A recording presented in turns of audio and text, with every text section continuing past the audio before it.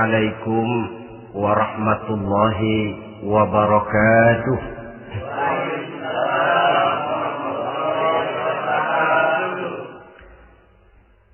Alhamdulillahi rabbil alamin. Wassalatu wassalamu ala ashrafil anbiya'i wal mursalin, Sayyidina wa maulana Muhammadin wa ala alihi wa ashabihil mujahidin at-tahirin, amma ba'd. Saudara hadirin kaum muslimin rahimakumullah.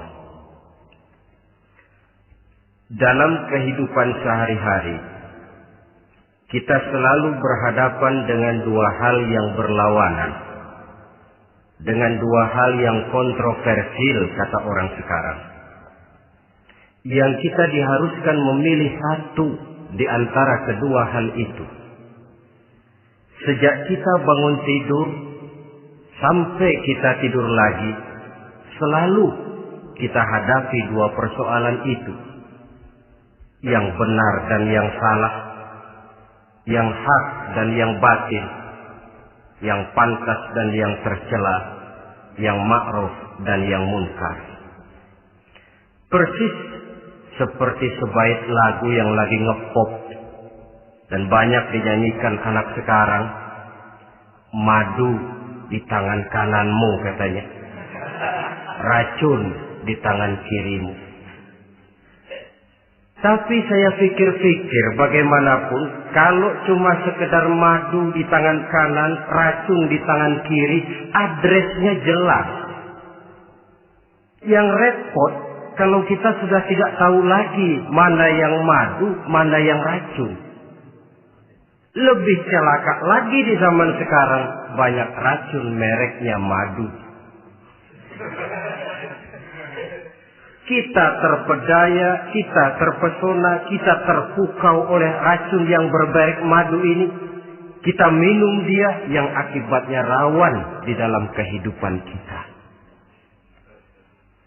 Sangat banyak racun-racun yang terpancang di sepanjang perjalanan hidup kita ini.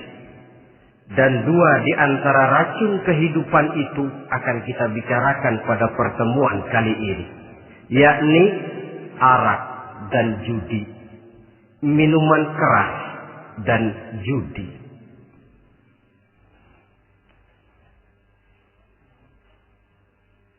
Sebagai yang kita maklum bahwa Islam bertujuan memelihara kemuliaan manusia yang diciptakan fi ahsani taqwim, dalam bentuk yang paling sempurna.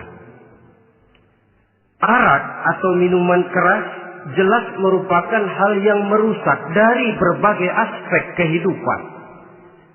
Entah kesehatan tubuh, entah pertumbuhan akal, ketentraman rumah tangga, ketentraman masyarakat, bangsa dan negara. Cobalah sejenak kita adakan penyelidikan.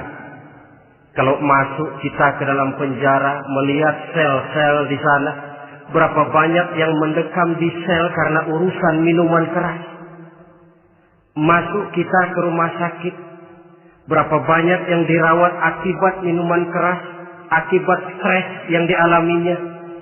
Berapa banyak rumah tangga berantakan, berapa banyak pembunuhan terjadi, pemerkosaan terjadi akibat daripada minuman keras ini. Yang paling ironi kalau dia sudah menyerang anak-anak muda kita. Padahal kita tahu remaja, pemuda adalah bentuk miniatur daripada kehidupan suatu bangsa. Akan bagaimana warna Indonesia 20, 30, 40 tahun yang akan datang, remaja dan pemuda kita jawabannya. Bahkan dari segi agama pun akan bagaimana warna Islam di Indonesia 20, 30 tahun yang akan datang, remaja itu pula jawabannya. Karena itu tidak terlalu berlebihan kalau saya berkata bahwa untuk menghancurkan Islam di Indonesia ini tidak perlu menghancurkan pondok pesantren, tidak perlu menutup masjid, melarang pengajian, menyegel musola, tidak perlu. untuk menghancurkan Islam di Indonesia cukup dengan meracuni remaja, pemuda-pemudi Islam di Indonesia. Kalau mereka sudah diracuni, dijauhkan dari agamanya, masalahnya tinggal menunggu pergantian generasi.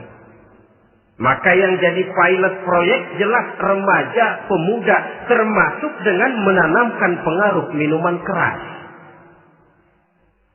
Ditanamkan ke tengah remaja kita untuk jauh dari tuntunan agama. Hei pemuda-pemuda Islam, kalau kau mau jadi pemuda modern, jangan dekat-dekat ke masjid.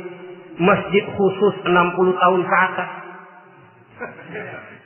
Sepertinya di depan masjid itu ada papan pengumuman masjid khusus 60 tahun ke atas. Baca Quran kolot. Seiring dengan itu lalu modernisasi diartikan dengan westernisasi. Kau tidak akan bisa jadi pemuda modern sebelum semua yang datang dari barat kau telan mentah-mentah. Kau harus bisa bergaul seperti orang barat, berumah tangga macam orang barat, makan minum seperti orang barat. Kalau nyanyi lagu barat yang orang lain gak ngerti, kamu juga gak tahu.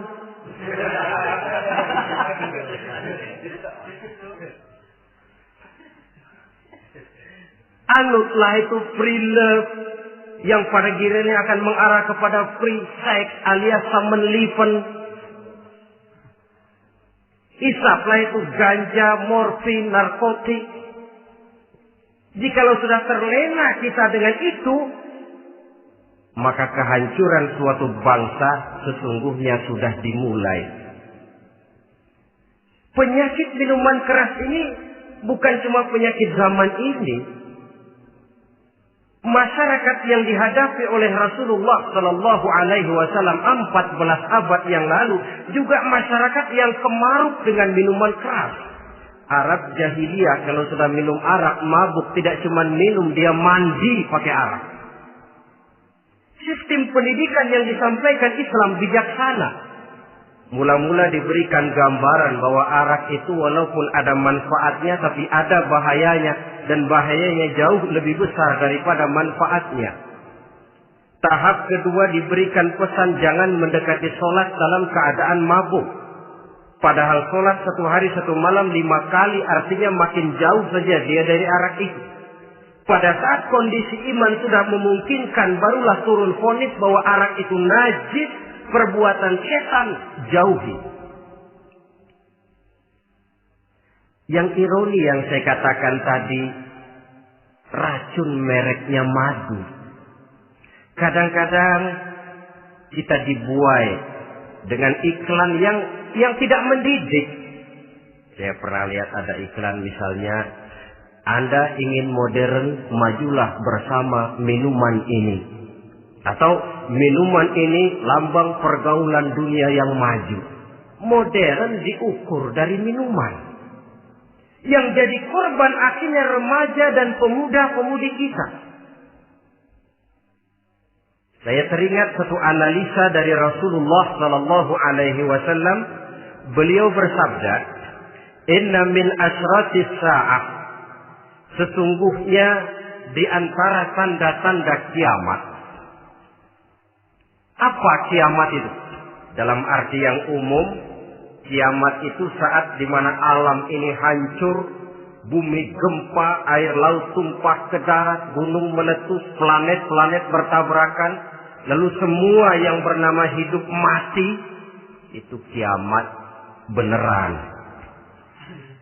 Saya nggak mau cerita kiamat beneran, sebab saya sendiri nggak kepengen ngalamin.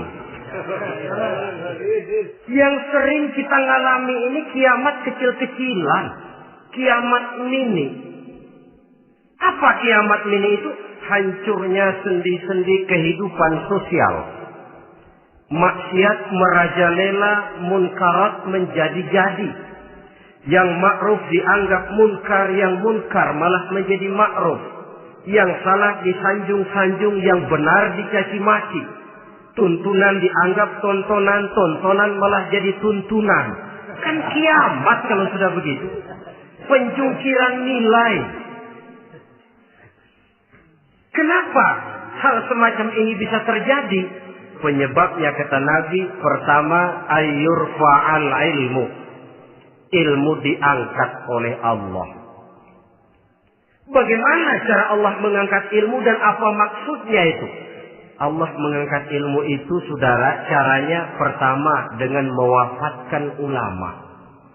Makin banyak ulama wafat, makin banyak ilmu ditarik. Yang kedua, kurangnya minat orang untuk belajar agama. Kalau sudah klop macam itu, artinya agama sudah disudutkan ke pojok-pojok kehidupan.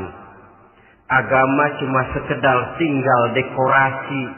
Agama cuma seminar, cuma kongres, cuma muktamar. Tapi bahwa agama merupakan realita dalam kehidupan, itu tidak pernah terwujud. Kalau ulama sudah tiada, minat orang belajar agama berkurang, maka ajaran Allah tidak lagi didenungkan orang. Dikala itu, wa yuzharul jahlu, akan muncullah kebodohan. Nampak kebodohan di mana-mana. Muncul permitted society, masyarakat yang merasa boleh hidup dengan kaidah serba boleh. Tidak ada halal, tidak ada haram. Tidak ada hak, tidak ada batil. Semuanya serba boleh.